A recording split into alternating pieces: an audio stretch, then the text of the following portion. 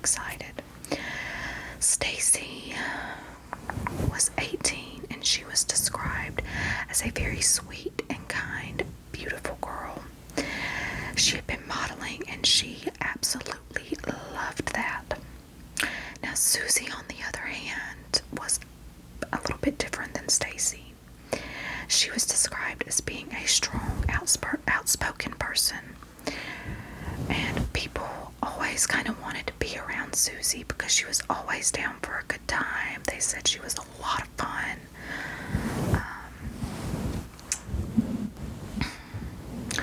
And she liked to date the bad boys, though she had never been in trouble herself.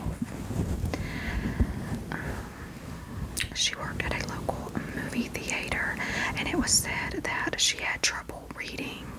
She could have possibly been dyslexic, but we know that she was in a class to help with her reading. So, their families were all in town to attend their ceremony, and they were so proud. Susie's mom, Sherrill, was on the sidelines, and she was so proud to watch her only daughter graduate high school finally. And Suzie planned to attend cosmetology school and follow in her mother's footsteps to become a hairdresser.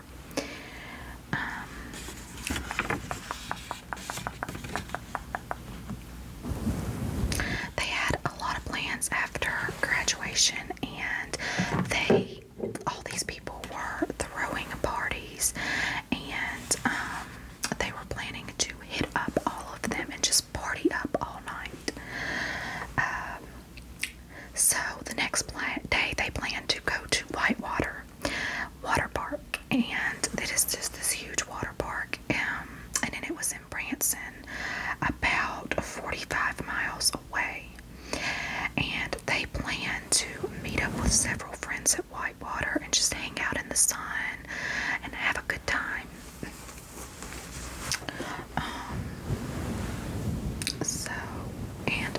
Susie's mom, Sherrill, was also planning to go with them.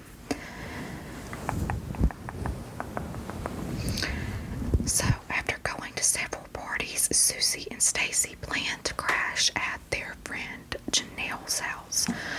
But again, there's a lot of family in town, so when they get to Janelle's, there's a lot more people there than what they had expected. So, they decide not to stay at Janelle's house. But they promise Janelle that they will see her in the morning. They tell her it's going to be okay. We're going to go to Whitewater. We're going to have a good time. Everything's going to be fine. So Janelle wakes up the next morning, and she's so excited. She starts calling Susie's house around 7:30 a.m., but she doesn't get an answer. So she's kind of thinking, okay, maybe they're sleeping in, But around noon, she's still not getting an answer, and she decides that she's going to go over to Susie's house to kind of see what the holdup is. So her and her boyfriend, Mike, go over there, and when they pull up, they see Suzie and Stacy's car. They kind of have a circular drive. They see Suzie and Stacy's car in the driveway, and they see Sherrill's car pulled into the carport. They walk up to the porch, and the first thing that they notice is that there's glass everywhere. So they're kind of like looking up. They're like, trying to see, and come to find out, the porch light was broken. And Janelle didn't have on any shoes. I guess they were probably planning on going to the water park. She might have been in her bathing suit or something, and she just didn't have shoes on. So Mike is worried that Janelle is going to cut her feet. So he sweeps up all the glass, and he goes and throws it near the fence line. Walks out to the edge of the yard and just throws it out there. Because at this point, they're kind of not knowing that anything is wrong.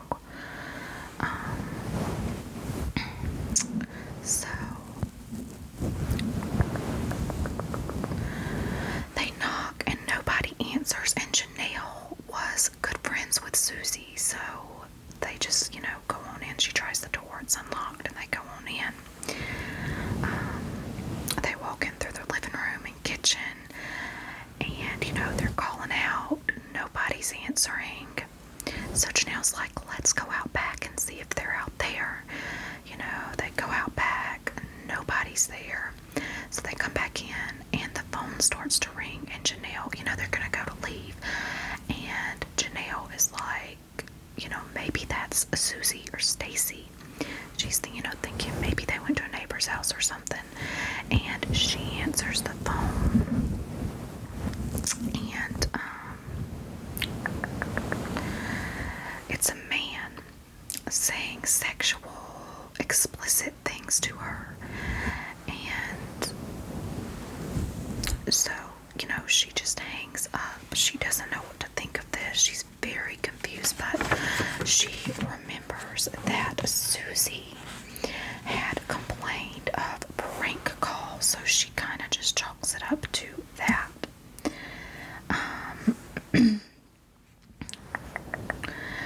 So the phone rings again, and this time she realizes right away that it's the same caller, and she just hangs up. And her and Mike decide to leave. Stacy's mom is getting very worried because Stacy always checked in with her parents and always let them know where she's at. And, she hadn't talked to Stacy, so she's just, she's getting kind of worried.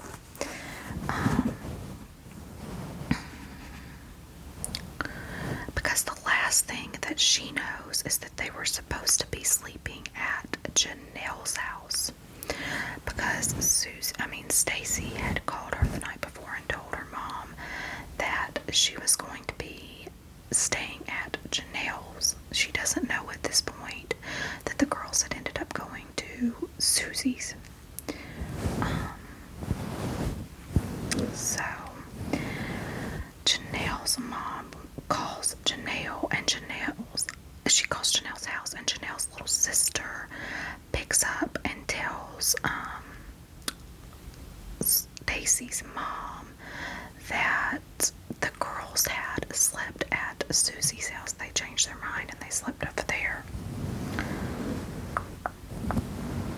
And that they had left for Suzie's at 2:30 a.m. She thinks, okay, well, maybe the girls are on the way to Whitewater. It's the 90s, and I don't believe that Janelle had a cell phone. So she just thinks, okay, well, they're on their way to Whitewater. And Janelle was probably just so excited. She got overwhelmed and didn't call her mom. She probably forgot. So 8 hours later, when Susan, Lord have mercy, I'm calling all names. When Stacy's mom had still not heard from Stacy, she had a couple of friends who worked at Whitewater, and she reaches out to these friends and finds out that the girls never made it to Whitewater, and her stomach just sinks. So at this point, Janice, this is Stacy's mom, decides to head on over to Suzie's, and she gets there, she sees the same thing, and she has this momentary flood of relief where she's like, she sees the cars in the driveway, and she's like, oh, thank goodness they're here. She knocks on the door, and while she's knocking on the door, Janelle and Mike pull up, and they've come back to check up on things. They all go in. There's still no sign of Susan, of anyone, and Janice decides to check the bedrooms, thinking maybe they're in there. And when she goes into Susie's bedroom, she just gets this sick feeling because she sees Suzie, Stacy, and Sherrill's purses all lined up in a row.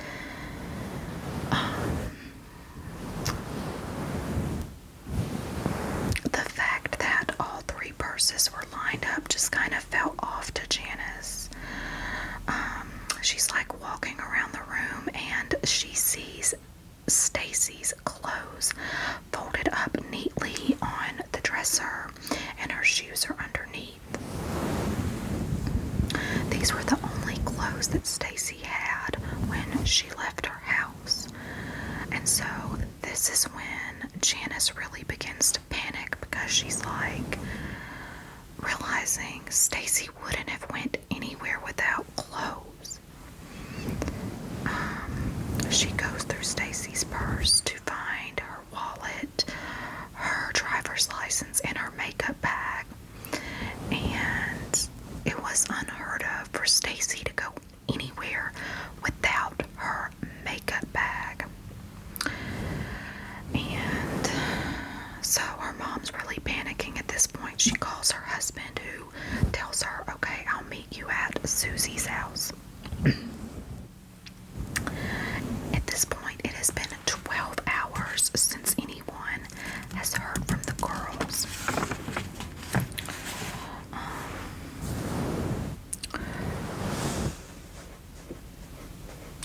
So when the police arrive at Susie's house, they see people outside, inside. People are going in and out, contaminating the crime scene. Or, not necessarily the crime scene because they don't know that it's a crime scene, but they're contaminating the area that they really need to investigate. But, the area, the home appeared to be normal, and the officer, walked around the home. He checked for any sign of a break-in, any sign of a struggle. There was nothing.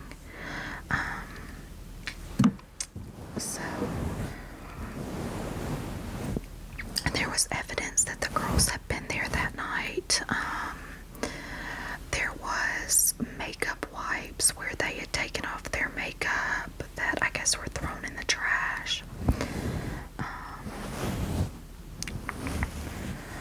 He looks in their purses and he sees money in Sherrill's, so he's automatically thinking this isn't a robbery or like a burglary gone wrong because there's money in the purse.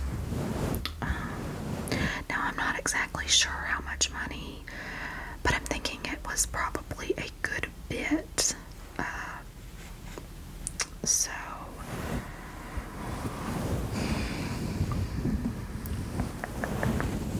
he decides to go ahead and file a missing persons report on the three women because this is suspicious circumstances. He actually decides to file the missing persons report after he sees Sherrill's cigarettes because Sherrill was a chain smoker. This woman always had a cigarette in her hand. So after that, he decided he was going to file the missing persons report. So everybody goes home, and Stacy's dad is like waiting up on the sofa thinking, hoping that maybe this is a misunderstanding. She's just gonna show up, something happen, you're just kind of holding out hope. So the next morning rolls around, there's still no sign of them, and the case finally gets assigned to a Detective David Asher, and he quickly realizes his investigation has been compromised because people were in and out of the house. He goes in, he tapes it off, and he doesn't really have a whole lot to go off of. They know between 2:30 a.m. and 8 a.m. that, the girls left Susie's house at 8 a.m., the friends and family started calling and looking for them, so they know something happened in between this window of time.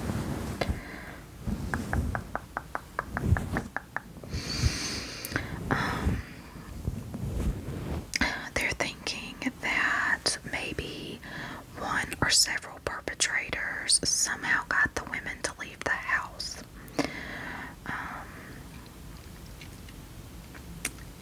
It could have been someone they knew.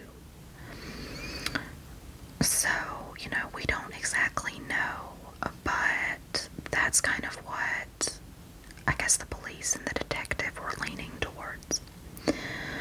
Detective Asher puts together a task force. They're interviewing people, and they think that maybe someone in Sherrill's life, could be to blame. Now, Sherrill is described as a strong woman with a lot of passion, and she's described as being very unique.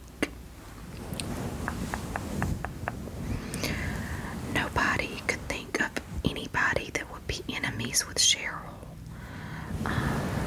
And her sister would later say that there's absolutely no way that somebody would have gotten Sherrill out of the house unless they had a gun to her daughter's head.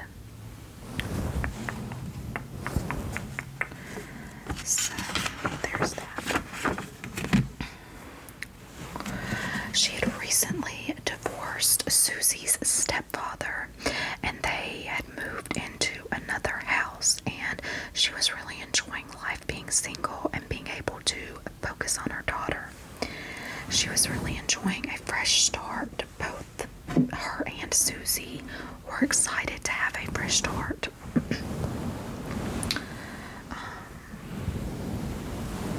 So the police know about the phone calls, but this is the 90s, and it's a little bit harder to just pull phone records. They have to reach out to the phone company, and when they reach out, the phone company was unable to tell them where these calls had originated from. So Janelle's kind of blaming herself. She went through a period of that, and it has now been 40 hours since the girls have been seen. And Springfield is a really safe town where nothing bad ever really happens. People go with their doors unlocked. It's the 90s, People kind of did that back then, and this is just a safe town.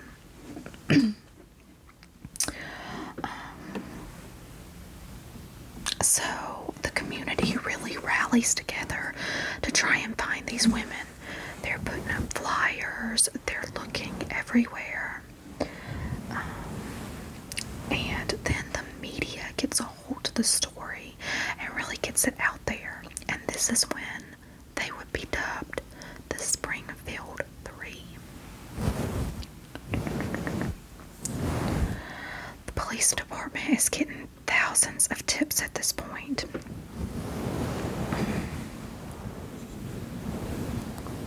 And this is when police realize that Sherrill has a son named Bart, who is 9 years older than Suzie. He's kind of like the black sheep of the family. He has a really bad drinking problem and a really nasty attitude. Bad temper. But Bart has moved out of state, and he didn't have much contact with his sister or his mother. And it was said when he drank, he got violent, and he had even hit his mom once before. But he had recently broken up with his girlfriend and moved back to Springfield. And he wanted to kind of rekindle his relationship with his mother and his sister. He gets a job for a survey company making really good money.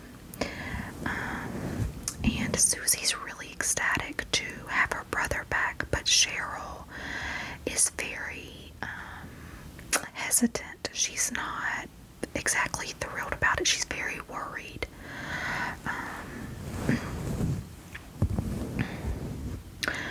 So Suzie had turned 18, I believe her senior year, and she decided to move in with her brother. So he lived about 4 miles from Sherrill. And one night, him and Suzie got into a fight, and he shoved her because he was like playing music really loud, and she goes into, I guess, his room or the living room where he's playing the music, and he won't cut the music down. She's already asked him, and she like reaches over to cut the music down, and this infuriates him, and so he gets up and he shoves her and they fight. And so this is the last time that Suzie ever spoke to her brother. Sherrill at this point decides to disinherit Bart, and she is adamant he is not to come anywhere near her or Suzie or anywhere near their home.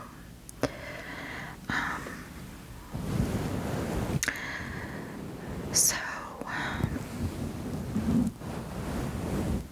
Sherrill's sister was asked if Bart could be involved in it, and she said, "I don't know. He's my nephew. But maybe in a fit of rage and passion, I just don't know." When Bart was brought in for questioning, he claims he drank that night, and he was at a neighbor's like drinking, and he was, he gets to the point of being like blackout drunk, and he goes back to his house to kind of sleep it off.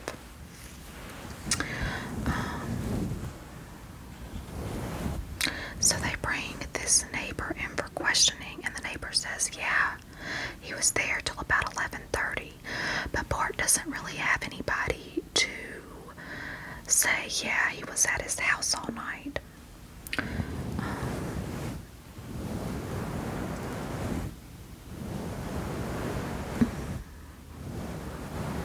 But he did tell police that Bart was wasted. So Bart passes a polygraph, but the officer says he believes that Bart is being truthful, but Bart would get blackout drunk, so maybe he did something and doesn't remember that he did it.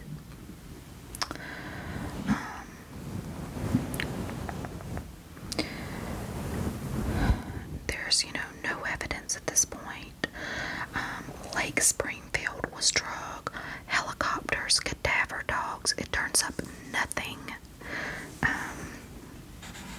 Nothing is ever found. The families are just heartbroken. They look into Susie's ex-boyfriend, whose name was Dustin Radcliffe. Now, remember, Suzie had a habit of dating bad boys.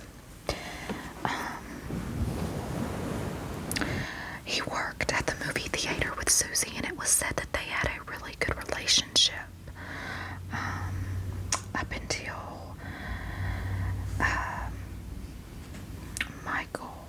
Dustin and his friend Michael were involved in a grave robbery. They stole gold teeth, and police realized that Susie's car has been used during this crime, and so Susie's brought in for questioning, and she tells police that they were involved. She completely is cooperative, tells them yes, the boys did it, and so these boys are furious, especially Michael. that Suzie had told on them, and they think that Suzie should have lied for them. So at this point, police are really thinking, because Suzie had agreed to testify in court to this. So the police are thinking maybe the boys could have been involved.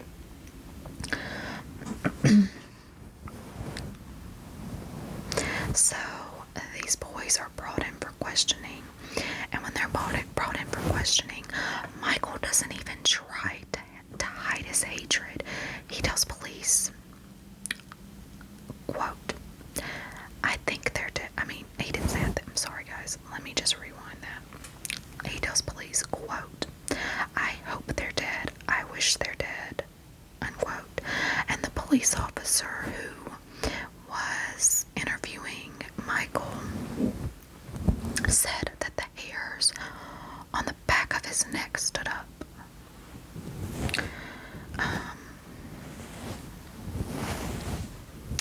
Dustin told police that he had been drunk, like blackout drunk, passed out in his car that night. So again, he doesn't have anybody to correspond with his story.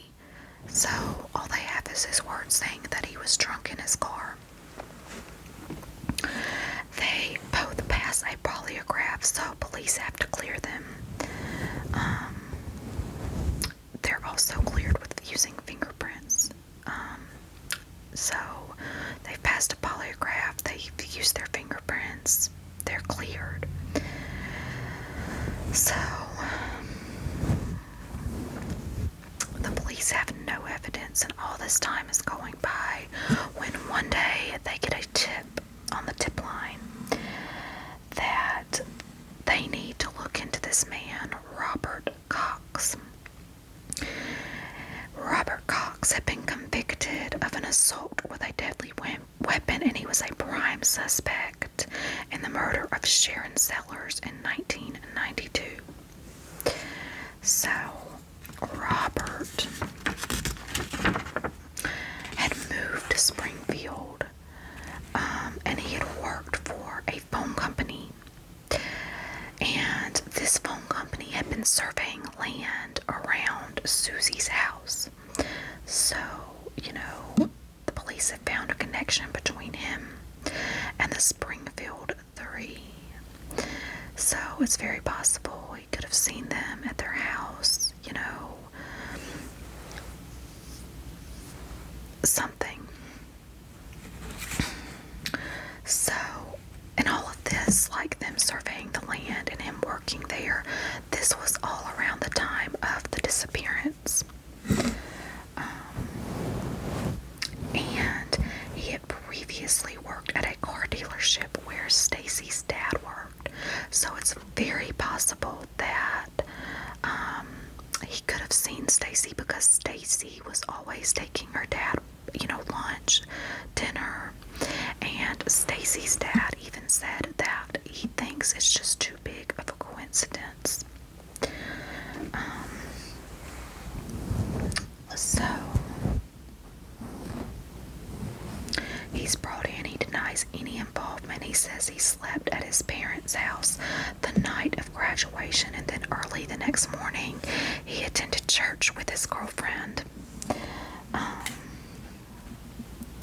Police interview the girlfriend, and she gives him the alibi that he needs. They have nothing to tie him to with this case. And 3 years go by, and Cox is arrested in Texas for holding an armed weapon on a 12-year-old girl. He was sentenced to life in prison, and after this, the police really began to think that maybe he could be involved.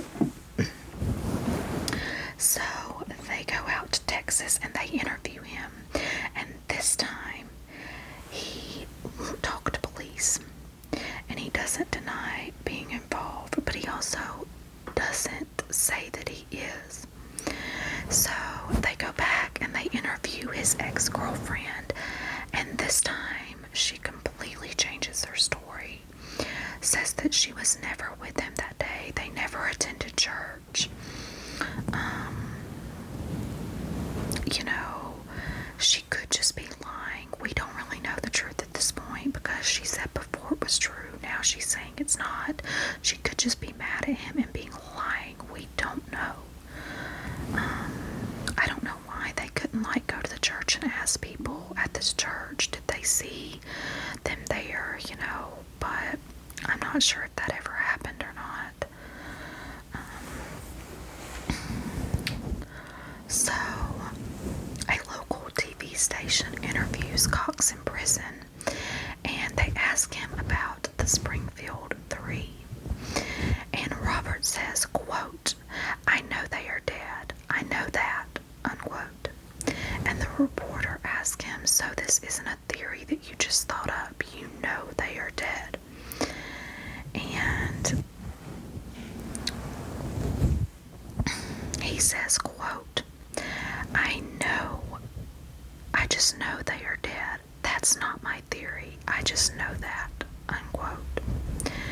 The Springfield community is shocked at this point, and police, you know, head back to Texas and try to interview Cox, and he will not admit to anything. He does tell police that he just knows they're dead. And when his mother dies, he will talk and tell them everything he knows. You know, the police at this point, they really don't know what to think. They're just really, really confused at this point. So, he doesn't ever speak about the Springfield Three again. 3 years go by, and the families are just holding out hope, just hoping that anything, you know, that they can get some kind of closure. And police, you know, they can no longer justify the searches for the women. They don't have the manpower. They don't have the funds. So, you know, they can't even do it on a part-time basis. So, you know, again, they have no evidence. So Stacy's mom is devastated. She feels like the police are really just giving up on her daughter. But, you know, the case has gone completely cold. Nobody is actively working this case. They have not ruled out anyone. And in June of 1997, a bench was dedicated to Stacy, Suzie, and Sherrill in the Springfield Park. And also in 1997, Sherrill's sister had her declared legally dead.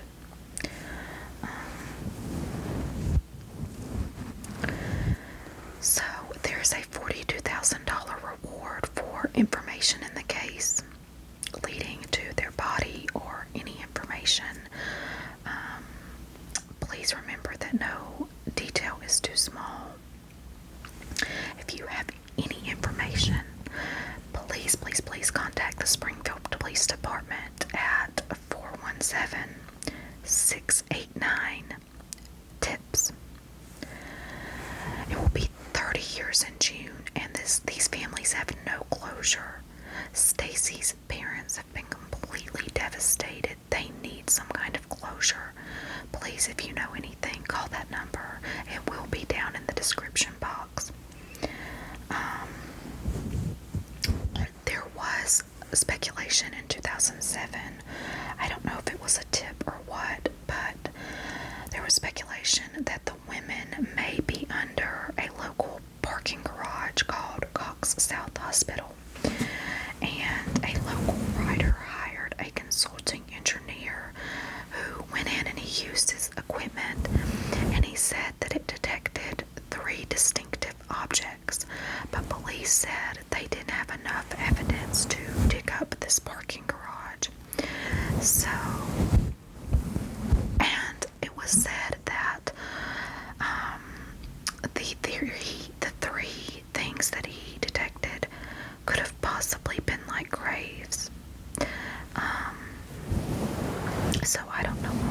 police won't dig it up. I guess they don't. Again, they don't have the funds and they don't really have the evidence to back this up. I don't know who gave out this tip or why they think this, but it was brought up. So, Janice McCall says that she will never declare Stacy dead until she knows for 100% that her daughter is deceased. She says, quote, "They're going to have to find some remains somewhere before I call her legally dead. It's not for any reason other than if I do, and she's not dead, think of how mad she will be when she gets back," unquote. So, that is all the information, guys. I'm completely stumped on this case. It really shocked me. I believe that I'm leaning more towards Bart. He could have gotten drunk, gone over there, and it could. But then again, I guess if he was drunk, it probably would have been more sloppy. So it could have been Cox because he was, kind of involved in these violent crimes and already involved in a murder. But I definitely think that whatever happened, maybe there was a gun held to somebody's head, and that's how they got the women out without a struggle, because there's no sign of a struggle. Like, you hear people going missing all the time, but 3 women went missing. Nothing has ever been found. There's no sign of a struggle. Like, I just felt like it would have been really hard to get them out of the house without putting a gun to somebody's head or doing something, because